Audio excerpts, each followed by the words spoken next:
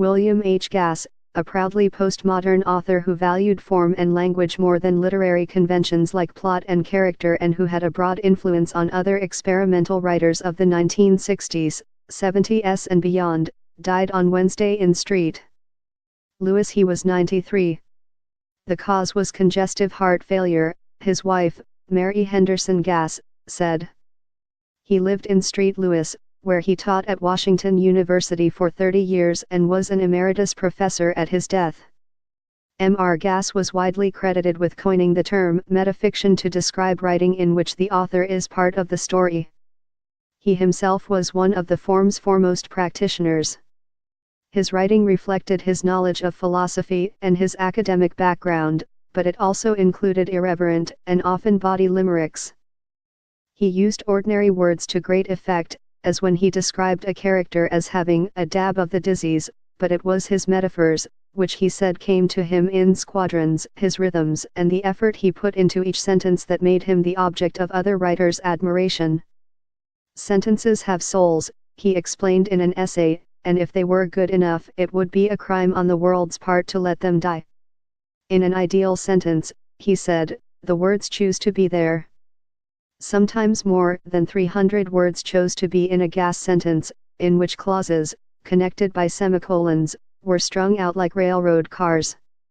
Plot, he argued, was of secondary importance, though it was not absent from his stories. His plots just didn't come in standard linear form.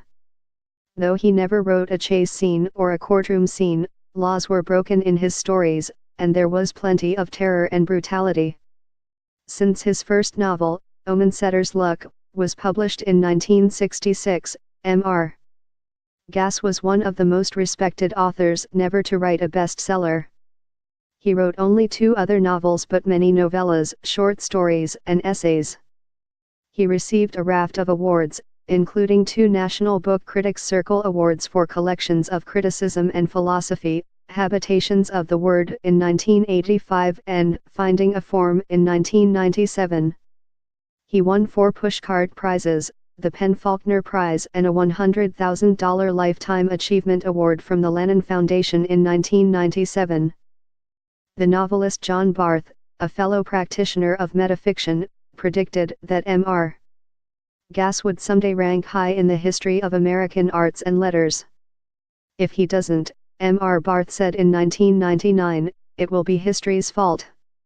M.R. Gass's admirers loved the layers of poetry and philosophy that kept them digging like archaeologists through the strata of Western intellectual thought.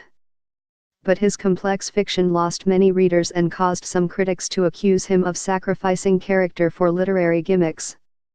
Oddly enough, I think of myself as more of a realist than most of the realists, he told the New York Times in 1999.